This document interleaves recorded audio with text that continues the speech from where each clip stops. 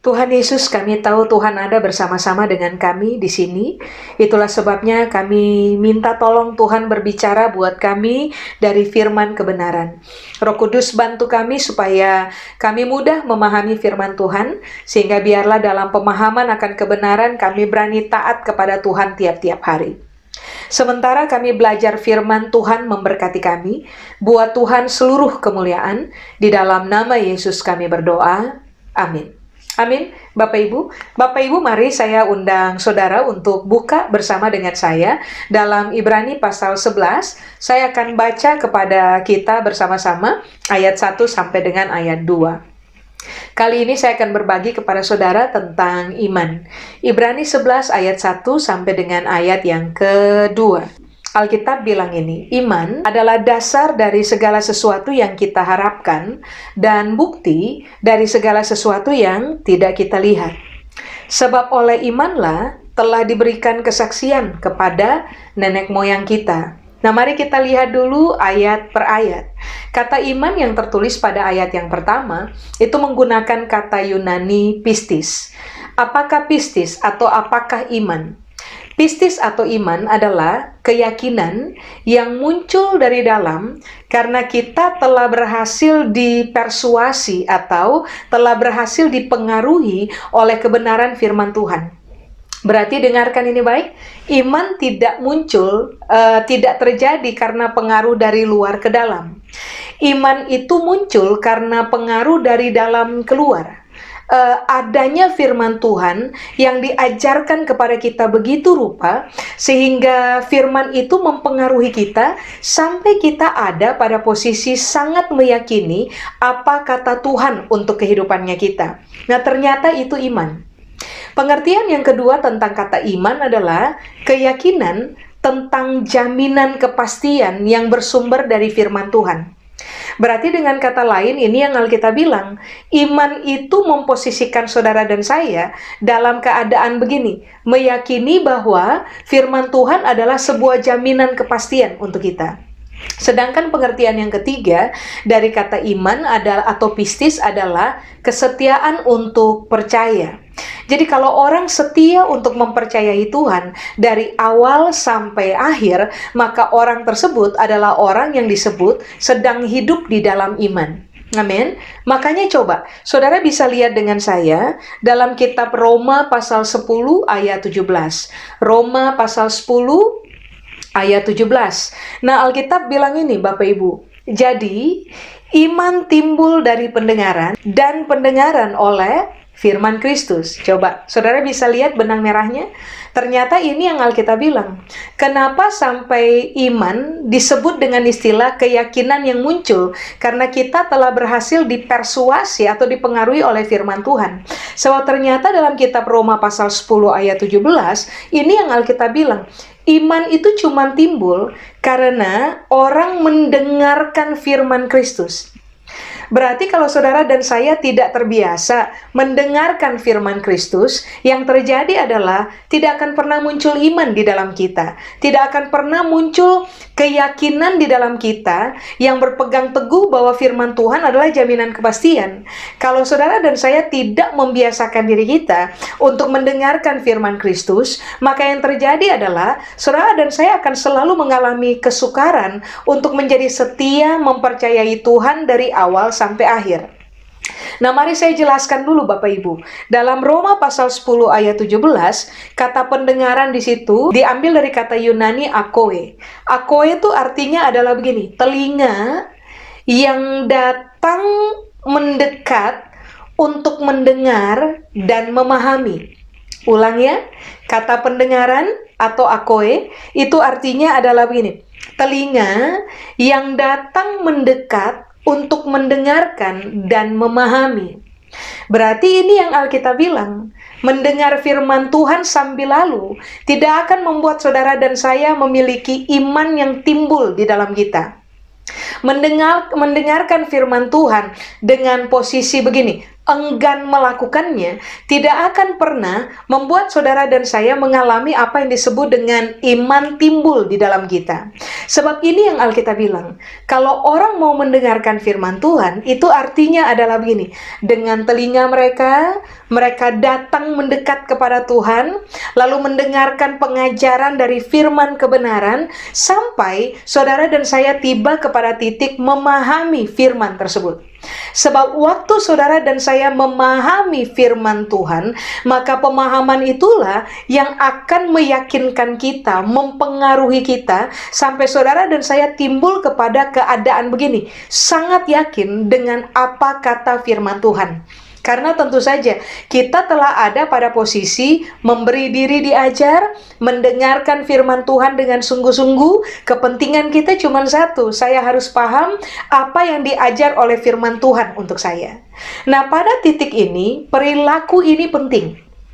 Kalau perilaku mendengar firman Tuhan, saudara dan saya tidak bangun dalam kehidupan kita, maka yang akan terjadi adalah, percayalah, tidak mungkin saudara dan saya akan meyakini firman Tuhan atau bahkan setia mempercayai perkataan Tuhan dari awal sampai akhir. Amin. Nah, mari kita kembali kepada Ibrani pasal 11 ayat yang pertama.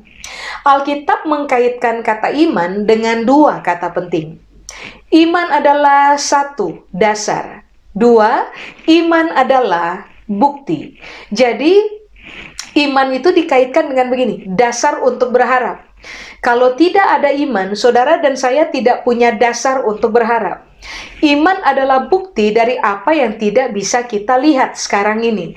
Berarti kalau saudara dan saya tidak punya iman, kita punya mata akan lebih terfokus kepada apa yang kita lihat hari ini, dan kita akan selalu gagal untuk melihat apa yang ternyata telah Tuhan sediakan buat kita di waktu-waktu yang akan datang, sesuai dengan apa yang kita harapkan dalam kehidupan. Makanya mengapa, mari saya ulang, dibutuhkan iman. Saudara dan saya harus membangun perilaku mendengar firman Tuhan yang benar.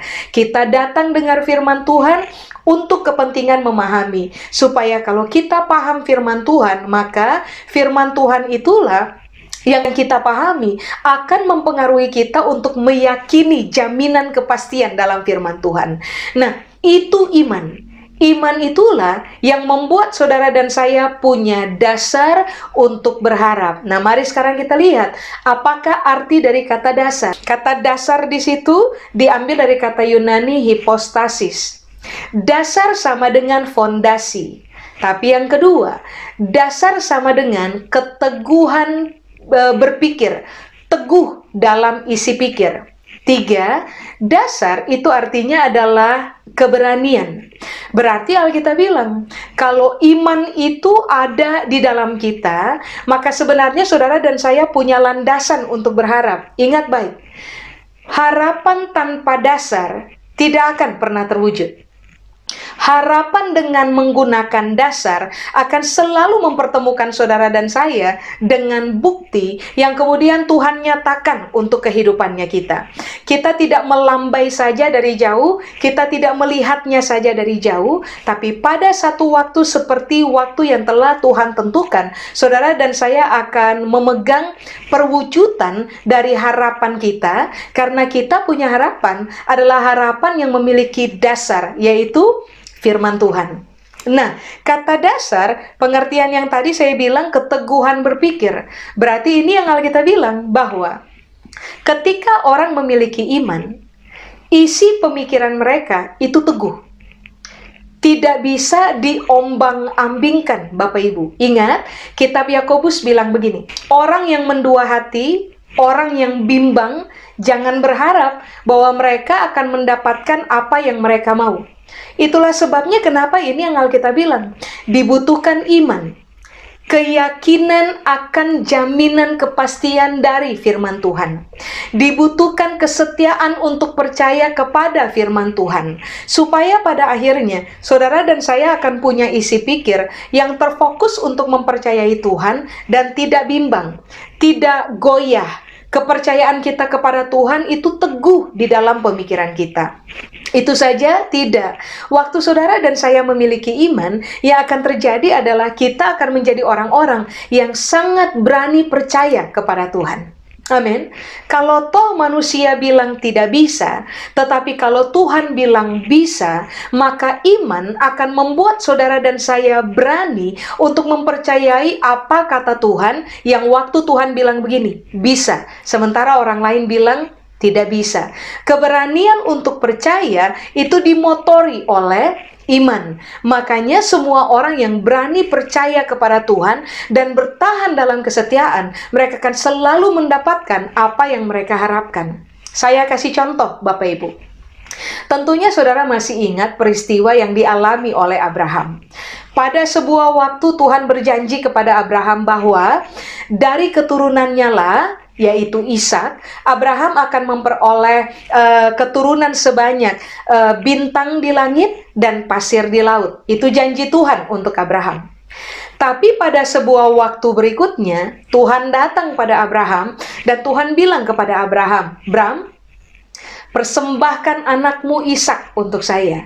Yang artinya adalah begini, Ishak harus dipersembahkan kepada Tuhan oleh Abraham sebagai korban bakaran. Berarti nyawa Ishak akan melayang, Bapak Ibu. Kalau dia menjadi korban sembelihan untuk kepentingan menjadi korban bakaran, berarti Ishak akan kehilangan nyawa. Nah, ini kan kontradiksi, Bapak Ibu. Di satu sisi Tuhan bilang dari Ishak Abraham punya keturunan banyak. Tapi di satu sisi Tuhan bilang, oke, serahkan Ishak punya hidup, serahkan Ishak punya nyawa untuk saya.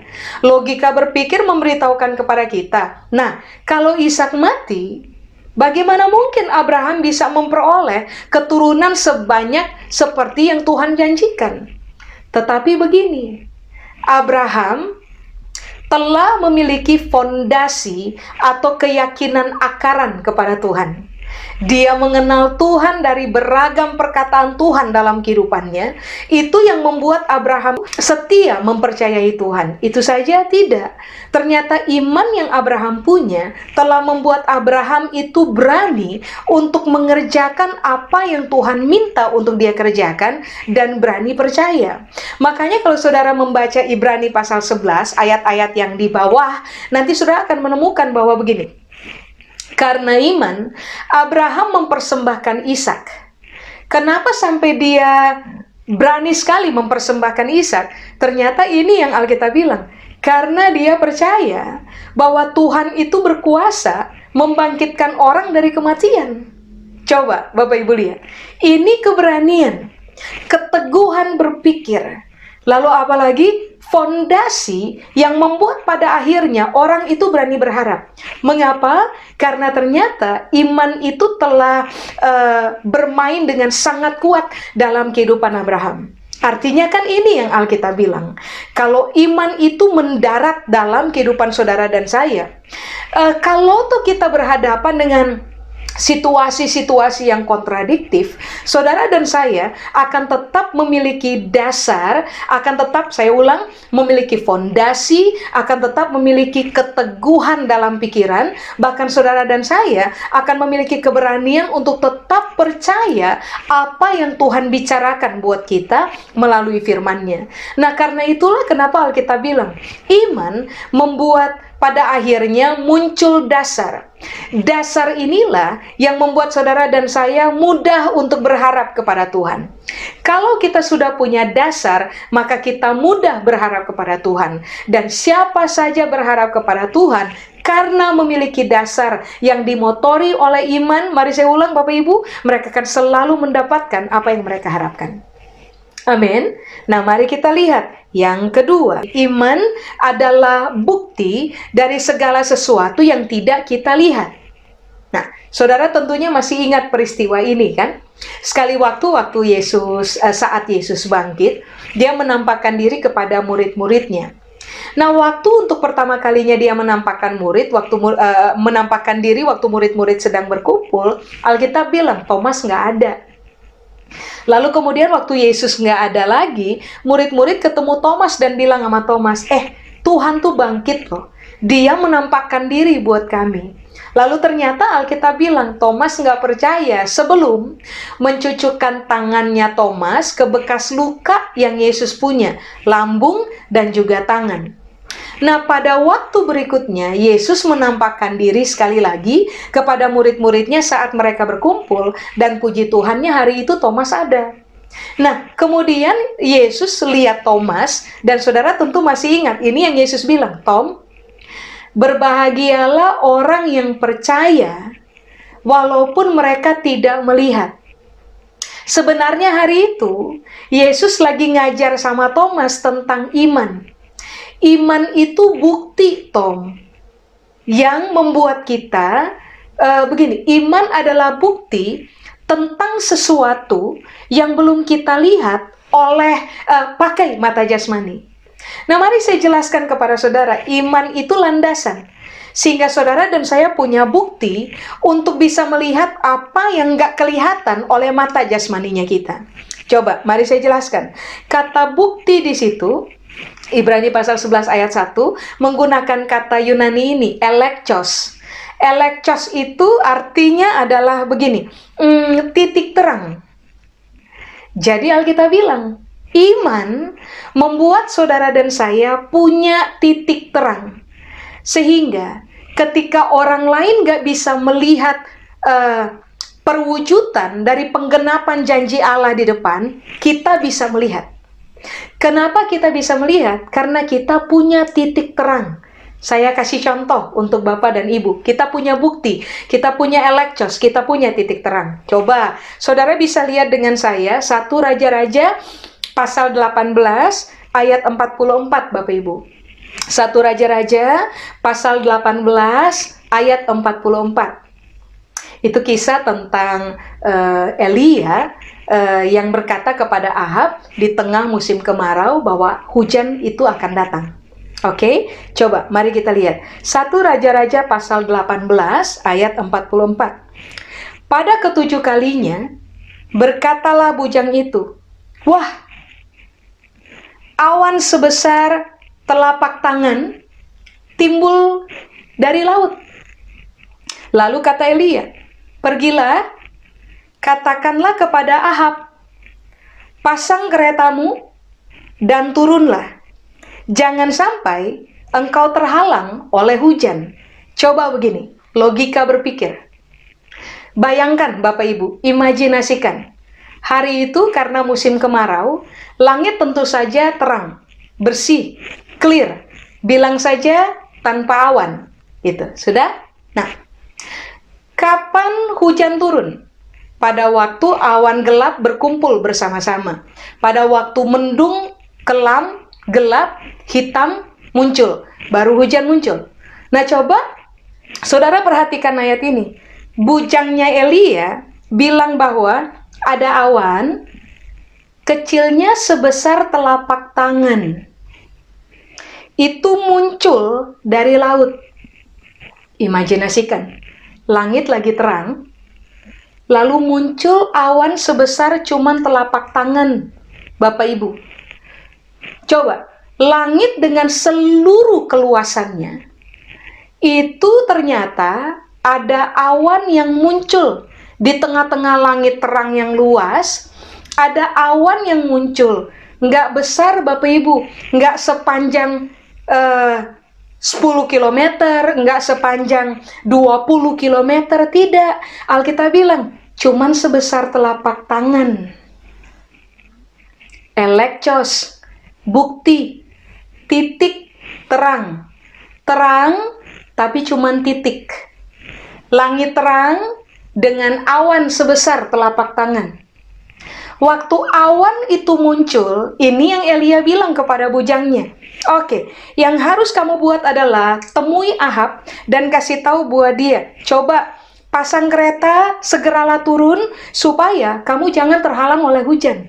Pertanyaannya sekarang begini, hujannya udah ada? Belum.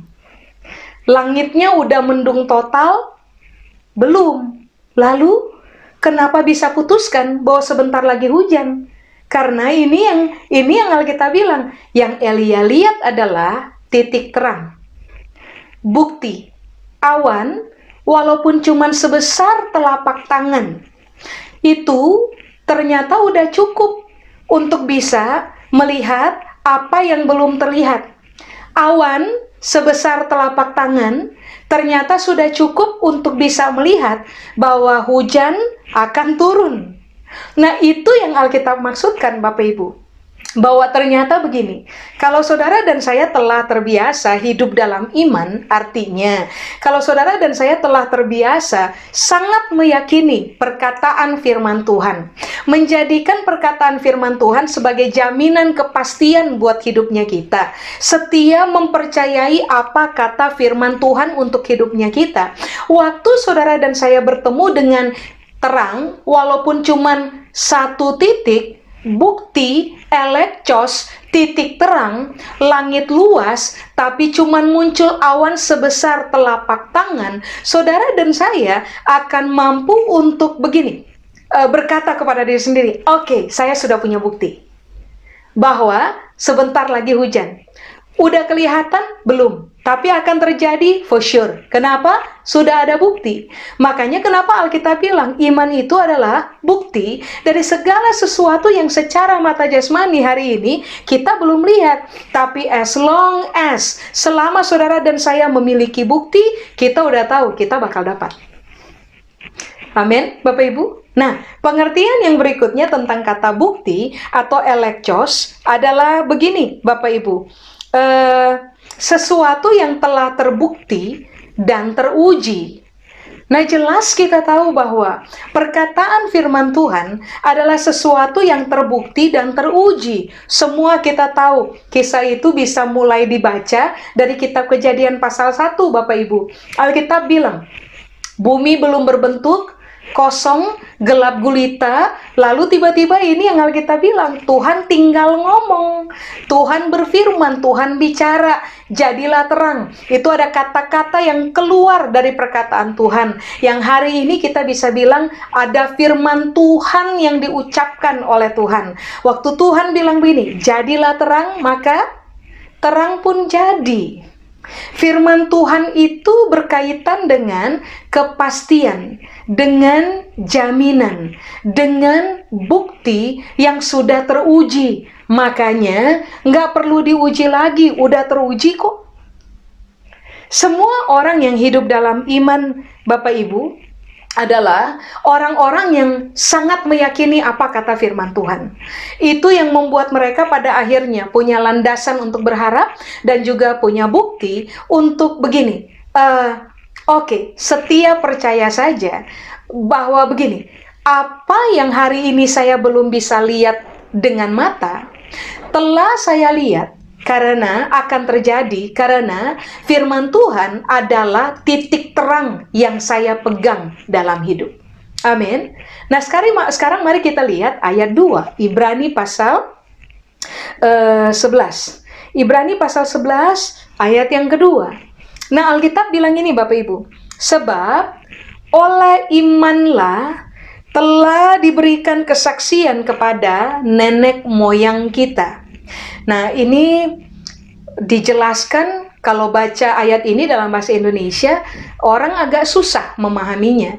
Jadi kalau saudara punya Alkitab bahasa Inggris, itu jauh lebih baik. Kalau saudara baca ayat ini dalam terjemahan bahasa Inggris, lebih mudah dipahami. Oke, saya ulang ya. Indonesia bilang, sebab oleh imanlah telah diberikan kesaksian kepada nenek moyang kita. Sudah? Nah, bahasa Inggrisnya bilang begini. For by it, sebab karena iman, oleh iman. For by it, the elders obtained a good report. Ulang ya. For by it, the elders obtained a good report. Jadi kalau diterjemahkan secara bebas dalam bahasa Indonesia, artinya tuh kira-kira begini.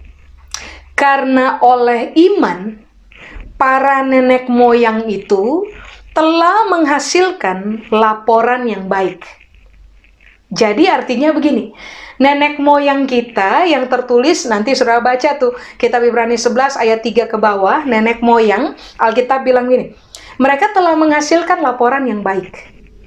Nah, mereka telah menghasilkan laporan yang baik hanya gara-gara satu hal saja. Ada iman di dalam mereka. Ulangnya, karena ada iman di dalam mereka, mereka punya laporan yang baik. Nah, apakah yang dimaksud dengan laporan yang baik? Laporan yang baik di situ, Bapak Ibu, kalau dalam bahasa Yunaninya menggunakan kata martireo. Bahasa Indonesia kan bilang begini, diberikan kesaksian kepada nenek moyang kita. Kata kesaksian di situ, itu bahasa Inggrisnya bilang a good report. Kesaksian atau a good report dalam bahasa Yunani menggunakan kata martireo. Martireo diterjemahkan dalam bahasa Indonesia dalam kalimat cukup panjang, Bapak Ibu. Mari saya baca. Kesaksian atau martireo artinya adalah begini. Kesaksian yang menegaskan bahwa seseorang telah mendengar atau melihat atau mengalami karena dia mengetahui firman yang diwahyukan. Ulangnya, Bapak Ibu, kesaksian yang menegaskan bahwa seseorang telah mendengar atau melihat atau mengalami karena dia telah mengetahui firman yang diwahyukan kepadanya. Jadi dengan kata lain, ini yang Alkitab bilang, nenek moyang itu telah mendengarkan firman, lalu kemudian mereka tahu makna firman. Mereka paham firman yang diajarkan kepada mereka atau yang diwahyukan kepada mereka.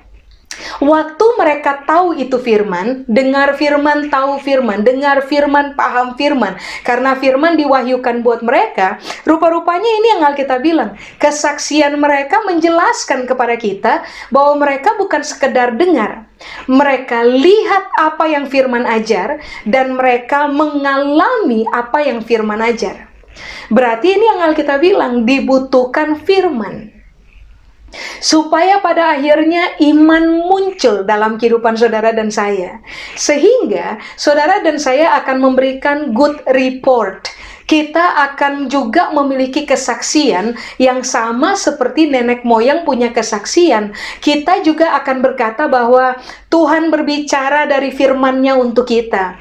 Perkataan Tuhan kita dengar, kita pahami. Pengajaran Tuhan dari firman kita dengar, kita pahami. Lalu kita di dalam kita muncul keyakinan yang menjadikan firman Tuhan sebagai jaminan kepastian. Karena itu kita setia untuk percaya. Hasilnya ini yang Alkitab bilang. Kita, saudara dan saya, akan bisa bersaksi bahwa ternyata apa yang saya dengar, kemudian saya lihat. Apa yang saya dengar, kemudian saya alami. Amin. Coba ayat paling akhir kepada saudara. 2 Timotius pasal 3 ayat 14 sampai dengan ayat 16. 2 Timotius pasal 3 ayat 14 sampai dengan ayat 16. Alkitab bilang ini, Bapak Ibu. Tetapi hendaklah engkau, garis bawahi, tetap berpegang pada kebenaran, yang mengacu pada firman Tuhan, yang telah engkau terima, tetap berpegang pada kebenaran, dan engkau yakini, dengan selalu mengingat orang yang telah mengajarkannya kepadamu. Jadi, kalau kebenaran diajarkan, pegang itu, tetaplah berpegang pada kebenaran itu. Lalu, kebenaran yang kita pegang, itu akan berubah menjadi keyakinan. Sudah, ayat 15. Ingatlah juga bahwa dari kecil engkau sudah mengenal kitab suci yang dapat memberi hikmat kepadamu dan menuntun engkau kepada keselamatan oleh iman kepada Kristus Yesus. Mengenal kitab suci dikaitkan dengan hikmat, dikaitkan dengan iman. Sudah? Ayat 16. Segala tulisan yang diilhamkan Allah memang bermanfaat untuk mengajar, menyatakan kesalahan, memperbaiki kelakuan, dan mendidik orang dalam kebenaran. Kalau saudara dan saya mau terdidik dalam kehidupan iman, terlatih dalam kehidupan beriman. Kita dulu memang salah dalam persoalan mempercayai Tuhan. Kita dulu memang pernah bikin kesalahan, tidak setia mempercayai Tuhan. Tapi selama saudara dan saya berpegang kepada firman Tuhan yang diajar kepada kita, keyakinan terhadap kebenaran akan mulai muncul dari dalam kehidupan saudara dan saya. Kita akan dijadikan oleh firman Tuhan sebagai orang-orang yang berhikmat dan terbiasa hidup dalam iman, sehingga kesalahan-kesalahan yang kita buat akan tersingkir. Saudara dan saya akan terdidik untuk hidup dalam kebenaran, yang salah satu gaya hidupnya adalah hidup dalam iman. Amin. Mari Bapak Ibu, kejarlah firman Tuhan seperti orang mengejar harta. Dekatkan telinga, dengar firman Tuhan. Kejar pemahaman supaya pada akhirnya iman itu timbul dari dalam kehidupan saudara dan saya. Muncul keyakinan kita terhadap perkataan Tuhan. Perkataan Tuhan bagi kita adalah sebuah jaminan kepastian yang akan membuat kita setia percaya kepada Tuhan sampai akhir. Supaya pada akhirnya kita berani percaya pada Tuhan, kita berani berharap kepada Tuhan, keteguhannya kita dalam pemikiran itu tetap ada untuk berharap kepada Tuhan. Kita punya fondasi yang jelas untuk berharap kepada Tuhan. Saudara dan saya akan dapatkan apa yang kita harapkan. Berikutnya, saudara dan saya akan melihat apa yang tidak terlihat hari ini, karena kita sudah punya titik terang. Kita punya awan sebesar telapak tangan. Kita punya bukti yang sudah teruji angkatan demi angkatan bahwa Tuhan itu setia dalam persoalan menggenapi janji. Amin. Saya selesai, Bapak Ibu. Mari kita berdoa. Saya berdoa biarlah seluruh kebenaran firman ini termeterai dalam pemahaman kami, supaya pada akhirnya kami bertumbuh di dalam kebenaran, menjadi sehat dalam kehidupan kekristenan kami, lalu kami menghasilkan buah-buah iman dalam hidup kami. Kami terbiasa menjadi saksi yang memberitahukan, menceritakan kepada orang lain bahwa apa yang kami harapkan Tuhan wujudkan menjadi kenyataan. Apa yang hari ini kami nggak lihat pakai mata jasmani kami, akhirnya kami mengalaminya. Kami melihatnya dengan mata jasmani kami. Kiranya kami punya kesaksian yang baik untuk diceritakan kepada banyak orang bahwa firman Tuhan adalah perkataan yang teruji, terbukti, berkuasa untuk menjadikan apa yang gak ada menjadi ada dalam kehidupan kami. Terima kasih ya Tuhan. Kepada Tuhan seluruh kemuliaan, berkat-Mu menyertai kami turun-temurun. Saya berdoa kepada semua saudara, kiranya saudara terbiasa hidup dalam iman dan bersukacita, karena Tuhan menolong saudara dalam tiap cerita hidup, tiap-tiap hari. Berkat-Mu menyertai kami, di dalam nama Yesus kami berdoa. Amin. Tuhan memberkati Bapak Ibu.